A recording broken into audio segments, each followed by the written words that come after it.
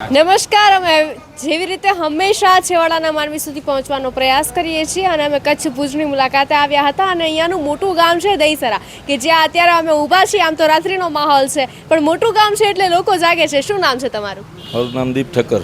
અચ્છા, શું કામ કરો છો? દુકાન છે. અચ્છા, અહીંયા તમારી દુકાન છે. આ દુકાન તમારી છે?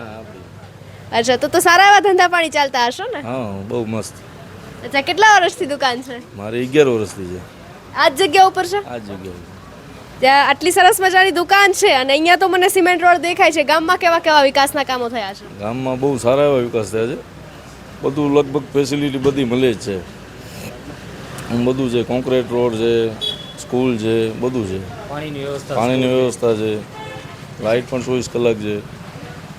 હમણાં જ્યારે લોકસભાની ચૂંટણી આવી રહી છે ત્યારે ગામમાં ચૂંટણીનો કેવો માહોલ છે? ચૂંટણીનો માહોલ તો કેવો છે તમને દેખાય જ છે. બધી જગ્યાએ ગુજરાત લેવલે દેખાય છે એ માહોલ. તો તમને ખ્યાલ જ હશે. એ બધો આપણે ક્ષત્રિય સમાજનું અપમાન કર્યું તમે જોયું જ હશે બધાએ. એ તમે ચૂંટણીનો માહોલ તમે જોવો જ છો. એ તો પબ્લિકમાંથી ડિફેન્ડ કરે છે કે હવે શું નિર્ણય લે. તો આ વખતે તમને શું લાગે છે કે ગામમાં કોનું પલડું ભારી છે? પલડું તો આજે કોઈનું ભારી ના હોય, અંદર જાય પછી ખબર પડે પલડું કોનું ભારી છે. બરોબર ને રમેશભાઈ, ગામમાં કયા કયા વિકાસના કામો થયા છે? જો બેન, આ બધા સાક્ષીઓ છે. અત્યારે આ જે રોડ છે અત્યારે ભુજથી માંડવી સુધીનો હમણાં જ થયો છે. 7 વર્ષની ટાઈમ પૂરી થઈ. અત્યારે ત્યાં વચમાં જ્યાં કને રોડ ખરાબ થતો તો ત્યાં સીસી રોડ કર્યો સરકારે. દહીસરા ચોકી ઓટલાથી કરીને કેરા સુધીનો 11 કરોડના ખર્ચે નવો આખો 2 લેન રોડ થયો. એમાં ગામમાં 1 કિલોમીટર સીસી રોડ થયો. ત્યાર સાથે ગામમાં હમણાં 1 કરોડના ખર્ચે નવી પ્રાઇમરી સ્કૂલ થઈ. 2 કરોડના ખર્ચે અત્યારે હાઈસ્કૂલ બને છે. અને સાથે સાથે વિકાસના કામો થાય છે પણ સતત વિકાસ થવો જ જોઈએ. માણસની ભૂખ એવી હોય છે કે વિકાસ કોઈ દિવસ અંત આવતો નથી. કારણ કે આજે આ થયું કાલે બીજું થાય, ત્યાં સુધી બીજું કંઈક નવું કરવાનું હોય. વિકાસ થાય છે અને સત્તા જ્યાં ખૂટતી કડી હોય છે ત્યાં સતત કરવાનો પ્રયત્ન કરીએ છીએ. અચ્છા, હા, કયો તમને શું લાગે છે કે ગામમાં કોનું પલડું ભારી છે? જો બેન, અત્યારના 35 વર્ષના ઇતિહાસમાં કાયમ ભાજપનું પલડું ભારી રહ્યું છે. 35 વર્ષના અત્યાર સુધી કોઈ દિવસ કોંગ્રેસ પ્લસમાં રહ્યું નથી.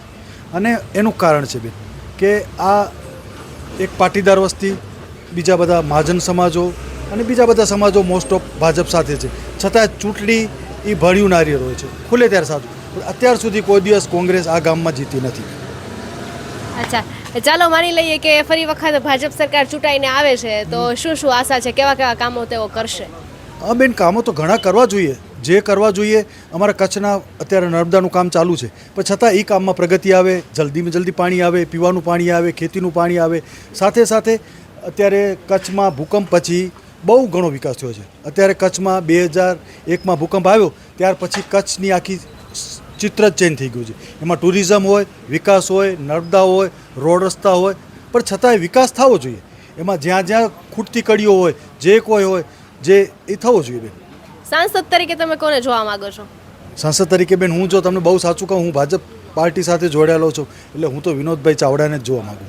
કારણ કે મેં એના પાસેથી ઘણી ગ્રાન્ટો લીધી છે, ઘણા કામ કરાવ્યા છે અને હજી આશા છે કે જીતી જાય તો અમને વધારેમાં વધારે ગામ છે, અમારો આજુબાજુનો વિસ્તાર છે અને કચ્છ છે. જ્યારે સતત 2 વખતથી વિનોદભાઈ ચાવડા અહીંયા જીતતા આવ્યા છે ત્યારે આ વખતે ફરી વખત એમનો જ ઉમેદવારી ફોર્મ ભર્યું છે અને તે જ ઉમેદવારી નોંધાવી છે. તો તમને શું લાગે છે ફરી એકવાર વિનોદભાઈ આવે તો તે શું શું કામ કરશે?